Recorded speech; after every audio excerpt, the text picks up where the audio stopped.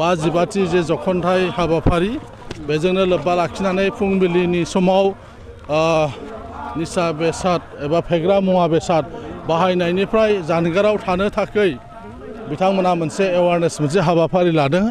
मानोना आथिखालाव जोंनि समाजफ्राव जोङो नुनो मोन्दों गोबां फेग्रा मुवा बेसाद बाहायनानै गोबां लाइमोनफ्रा गाव गावनि जे जिउ खोमानानै लानायखौ आरो न'खरफ्रा बेबायदिनो सिलिंखार जालांनाय गोबां जोङो नुनो हमदोंसै।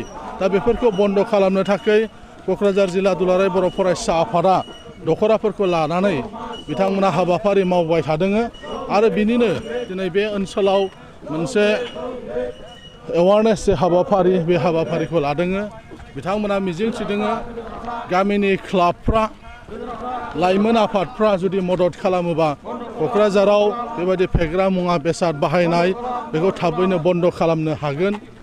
बिथांमोना मोनसे आसा खालामदों बावहाय जाहाथे जिल्लानि बेंगिरि डिस्ट्रिक्ट एडमिनिस्ट्रेसन पुलिस एडमिनिस्ट्रेसन लकेल थानाफ्रा जुदि मदद खालामोबा गमामायैनो दुलाराय बर' फरायसा आफादा बावहाय जाफुंसारगोन।